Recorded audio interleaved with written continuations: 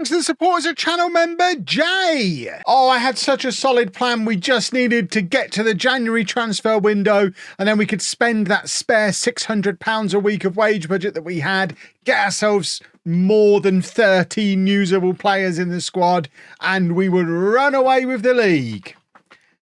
Like a week before the window opened, the board sliced my wage budget in half and I went into January with zero money to spend and a regular starter who decided he'd rather go and play amateur football than stick around with us. Because we actually weakened the squad in January.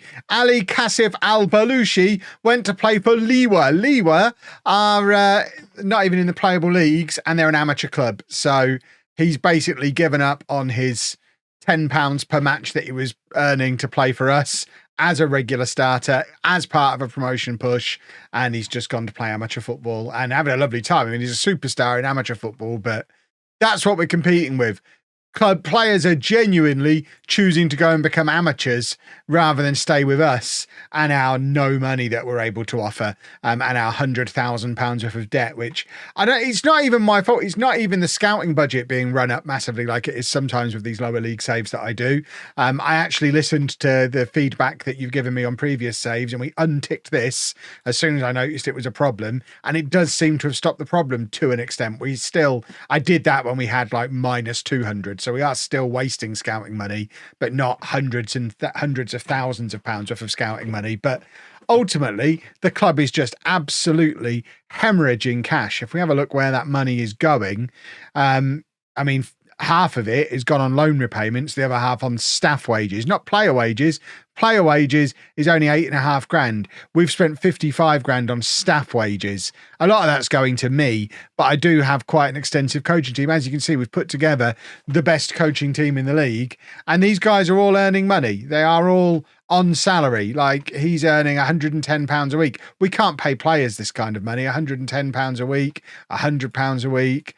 £55 a week as an under 21s. I mean, we are spending a lot of money on coaches, but I'm allowed them. I'm within, as far as I'm concerned, I'm within my budget. So that's not my problem. The fact that they took out this massive loan before I arrived, not my problem. So I think I'm not responsible for 100 grand of that. I've stuck within my player wages and they've still took money off me. It's not ideal. I don't know that we're going to be staying at Precision next year, promotion or not, because it seems like this is a club in freefall. We've also lost one of the Al Badwawis. No, the other one. I mean, it's so sick. This one has been recalled by his parent club. So that's two members of our defence, two regular starters in our defence were recalled during January. We were only able to replace one of them. We did sign Ahmed Mohamed, who's a 24-year-old who's actually pretty good. He came in from Al Rams and, like I say, decent. But we've now got decent fullbacks and no centre-backs really at the club. So we've definitely weakened the squad. But because it's such a weak league, it hasn't affected us too badly. Of our last 6 matches, we've won half of them, only lost 2 of them, although the most recent one was getting thumped by Elite Falcons. And this is where we are. With just 6 games of the season remaining, we are still 2 points outside of the automatic promotion spots. If we can win 4 of our last 6 games, you've got to believe that's going to be enough to get us into those automatic promotion spots. So we just need to do winning. We played D Gardens United today, who I know I normally go and show you all around what they play at the 7s. We've been to the 7s already. Half of the league play at the 7s. I mean, if you want to, I'll show you it again, but you've seen it before. There you go. Look, do you remember it now? The other team we played against, I forget who it was. I think they were on pitch 4. This is pitch 2, so I've decided to count from this direction down. So I think we're playing here today rather than here, which is I think where we decided we were playing the other day. But having mentioned it in a previous video, apparently this is where the rugby 7s is played, hence the name, the 7s Stadium, along with all of the various cricket, baseball, and whatever beats at 2 is. I don't know. But how do we get to play at the 7s? It looks like a fun venue. I guess the main way is keep playing against teams who play there. But let's try and win a football match. It's a slightly different team to the one you'll be used to, because obviously we've had to replace the 2 missing players at the back. The rest of the team, I mean, I can't believe I'm saying this. I'm setting myself up for heartbreak, but we've been relatively lucky with injuries this season. Oh, God, something bad's about to happen because I've said that. The game now knows I know. So the rest of the team is the one we're all used to, but slight changes to the defence. We've still got Aldeherri in goal, and we've had to change him from a sweeper keeper to a goalkeeper because that's what I promised his parent club, and they got a grumpy on. We've got Abdullah Al-Yamahi, who is not very good, but has come into the team to replace the lad who departed. He's 5'10" and not very good at football, so he's an ideal defender for this team alongside El Shei. And then new boy Mohamed is more of a fullback than a wingback, so he's playing on a fullback instruction. Otherwise, it is Al Badwari, Al Medied, Sabil, who's retiring at the end of the season, and I mean, he's had 16 goal contributions this year. I don't really want him to go, but he's got his heart set on retiring. He's got other teams that want him. He's got D Gardens want him. He wants to play at the 7s as well.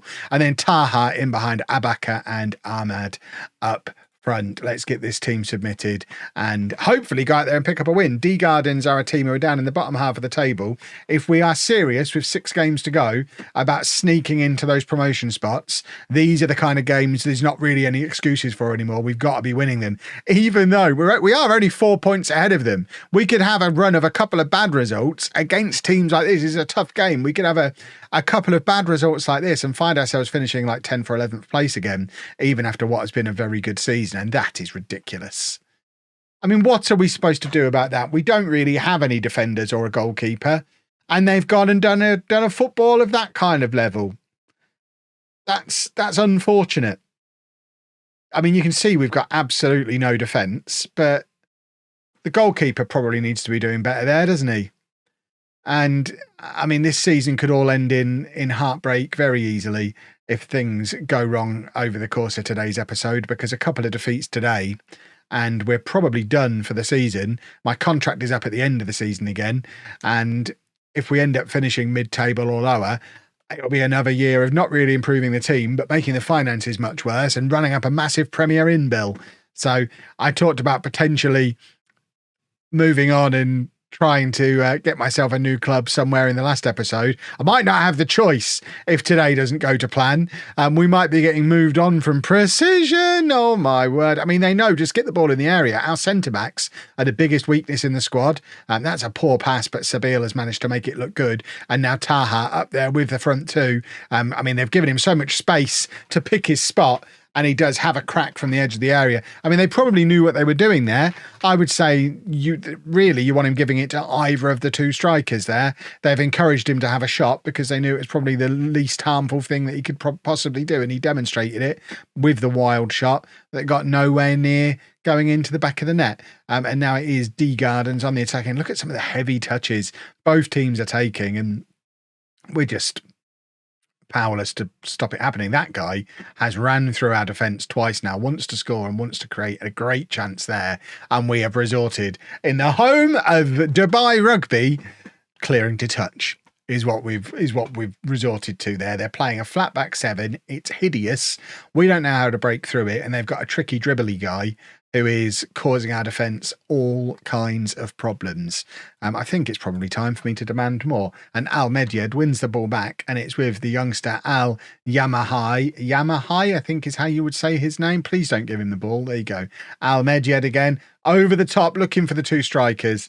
And it's been dealt with relatively comfortably by one of the 7 defenders that D Gardens have got on the pitch. And now they're trying to play it over the top. And this time our goalkeeper is aware he's allowed to use his hands and has come out to collect and then lump it forward, looking for the only good players in the team again. Sabil is one of them. I mean, it's the 4 most advanced players at all times, are the 4 that are any good. Abaka has dropped deep there, plays it into Sabil, who lays it off to Ahmad, and that's an 11th goal of the season for the man who didn't even start the season in the team.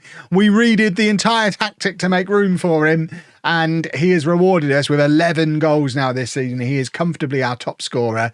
Good work from Abaka in the build-up. Excellent touch from Sabir. It's just the one touch. And then Ahmad doesn't need to take a touch either. Just drills it past the goalkeeper. We're back on level terms. But I've just noticed Elite Falcons have gone ahead in their game. So even a draw here still leaves us 4 points behind them with 5 games to go, which is a large mountain to climb. So even though it's pretty clear we're fairly evenly matched in the first half of this first half, we need to dig deep and find a way to win if we are going to have any chance of success this season. And they've got so much width compared to us. I know we're playing a very, very narrow system, and we're kind of accepting they're going to have the ball in wide areas. And frankly, it worked there because they did nothing with it and we took it off them.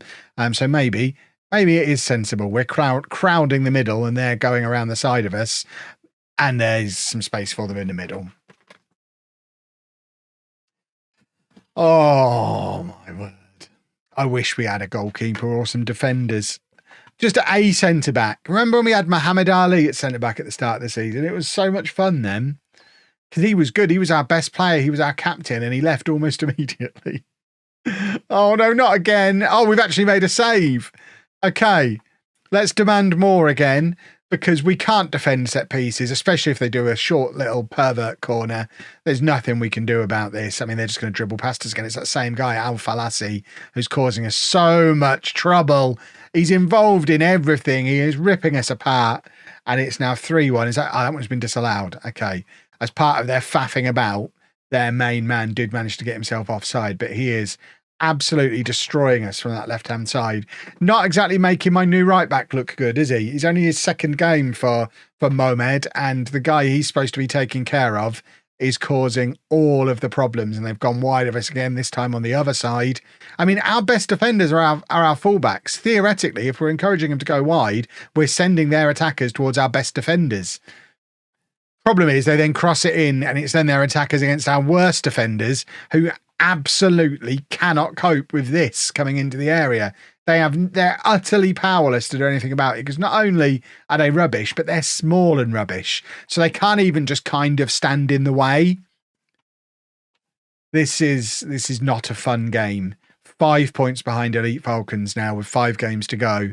And this will be 2 defeats on the bounce. I don't see how we turn this one around today. We don't have anyone we can bring off the bench to try and improve things. We can't try anything else tactically because we don't really have any other usable players. We have a spare right back and that young midfielder who's been rubbish apart from that one time he scored a goal. They're the only 2 players I really ever use. So, I mean, if you've got ideas for what we can do differently tactically, by all means, share them. We certainly can't change the shape, can we? We could maybe get rid of a centre-back and play 2 right-backs. Could it get any worse if we did? Because it's now 4-1, and this is one of the biggest batterings we've taken all season. Yeah, this feels like one of those matches that's kind of adding the full stop at the end of a season.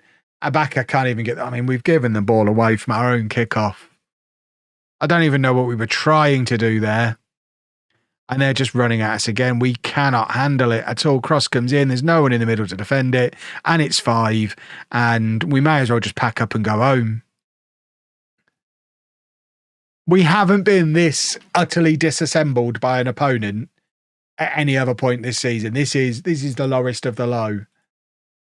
It's never been this bad before. And this isn't the first match we've had to play that youngster. You saw he'd play the fella who was here before left right at the start of the January window. We've played like 6 or 7 matches with this centre-back partnership. It's not like it's new today and not working. It's just, oh, yeah, we've got a goal back. I mean, do we go attacking? Could something entirely insane happen? Imagine if we brought this back to 5-5. We've had 2 shots and scored them both. We're clinical in front of goal. Problem is, so are they. They've had 6 shots and scored 5 of them. Goalkeepers aren't a thing today, apparently. And it's this annoying guy again who is just, oh, he is. It's like playing against Pele. He's on a 9.9. He's scored twice. Apparently doesn't have an assist. I've seen him set up several of their chances. But he's on a 10 out of 10 now with 2 goals. And, I mean, what do we do? other than just sit back and take our medicine, I guess. They're still below us in the league. I mean, yeah, tell me who we bring on here, folks. There's him. Do we take off? I mean, could he be any worse playing centre-back? I mean, it's not as if he's any good. We've just used him a lot. He's not actually good. Oh, my word. I want to go home. I hate this. We've got 2 goalkeepers on the bench. I mean, we've got this guy. We have played him. He's just not very good because he's playing out of position. Do we play a left back and a wing back? Oh, no. Right. We're going to play Abdullah at centre back. He's never played. He's 5'9". We can't play him at centre back. He can't even play at left back. Can he play at centre back? No, he's 5'5". Why are none of them full-size humans? There's nothing. There is nothing we can do. Oh, look at this. It's a horrible way to lose. A team come and play in a flat back 7 against you, and you just can't break them down, and they're just better than us. I don't understand how they're so far down the league. How are they on a negative goal difference? How have we got more points than them this season? They're so much better than we are. Here they go again, look. Abdullah plays it all the way back to the keeper, who's had a rotten game, and he lumps it forward, looking for the strikers. It's the only bright point of the entire squad is the fact our strikers are good. We just can't get them the ball often enough. There you go. Abaka's dropped deep again. Taha has come up to join the attack, and once again they've got him shooting from range, and he is not very good at it. That was not a fun game. I don't even know who we play next, and I don't even know if it matters, because whoever it is, unless we thrash them, the season might have just ended. Ugh. 5 points behind Elite Falcons. Next up, we play them lot. Al Kuwat Al Musalaha. We should beat them, shouldn't we? Please, let's beat them. Well, it's been a nice little 2-week break to really dwell on that. I love the fact that Abdullah's unhappy because he feels there's a lack of sufficient depth up front. Is there lack of depth in this squad? Well, I'm glad my left back has noticed and decided to cause a problem and get several of our players agreeing with him. That's super. Lovely stuff. You know what? I'd be tempted to drop him, but one of the guys who agrees with him is the only other guy who can play there. So what's the point? You know what? I'm going to swap him. But there you go. We've made a change. Al Falassi comes in at left back. I mean, we could go lopsided and do that. Is that stupid? Probably. Am I going to try it and see what happens? Absolutely. The season's basically done anyway. Let's see. Does this count as me playing a back 3? It might do. We've gone lopsided. Asymmetric, I think, is what the cool kids call it. Imagine if Al Falassi is an absolute revelation playing in his actual position, because this is it's a thing that's frustrated me about FM for years. Obviously, if he can play left wing back, he can play left back. But you saw by his average rating, I think his average rating was sat at 6.48 because we've only ever played him at left back. He gets a penalty in the match engine for playing out of position. So he's never going to perform to his 4.5 stars of current ability if we start him at left back. But if we play him at left wing back, it's basically the same position, but he might magically have the shackles lifted and be able to actually put in performances of the level of the other like 4.5, 5-star players we've got in the team, which is basically the front 4. We might have a 5th really good player just by making the tactic look dumb. I mean, he is starting so far ahead of the rest of the back 4. I say it shouldn't make a difference, but because there's nobody ahead of him and he's on an attacking instruction, goodness me, it makes a lot of difference. He is basically playing as a winger. But Ahmad has gone wide on this right-hand side. He floats the crossover, and there is Al Falassi because he's starting a little bit more advanced. Oh, I'm a tactical genius. Come on then. I mean, if he'd have scored, it would have been even better. But it comes back off the post. And Sabeel is there again. He's our captain. He's in his final few games for his retirement. And has he got the goals to fire us into a promotion spot? Please and thank you. Yes, I'd like that. That would be good. But this puts us 3 points behind Elite Falcons with 4 games to go. Elite Falcons are playing Sporting, who are top of the league. So it's first versus second in one of the other matches that's going on today. So that has huge connotations as well. Obviously, we want Sporting to win to make Elite Falcons catchable. Anything else isn't really great for anyone who's looking to do the chasing. Al Falassi's got forward again here. He is, he is causing problems playing as that left wing back. He is a rascal, and I'm enjoying his work. I mean, that shouldn't happen based on what we've done. But suddenly he's putting in his first ever good performance since we've been here. All because I've changed his starting position slightly. Right, we've got a free kick through Al Badwawi, and he misses it. Okay. We could do with a second goal here to make me feel a little bit more comfortable. I'd also like to check in on what's going on with Elite Falcons. There's chaos at the back. That centre-back did not know what's going on. And this is what like watching us defend. Right, we've given them some space to get forward here because, again, we don't have a left-back. There is Al Falassi, not even interested in getting involved in the defending. Oh, my word, our centre-backs are so bad. But our goalkeeper's got us out of the trouble there, and they are coming at us again. We do need a second goal here. Do I drop him back now that he's started? I mean, does he get the punishment if he just? Can we drop him back midway through the game and he'll maybe be okay? Look, what he is, he's a winger. He's playing as a winger.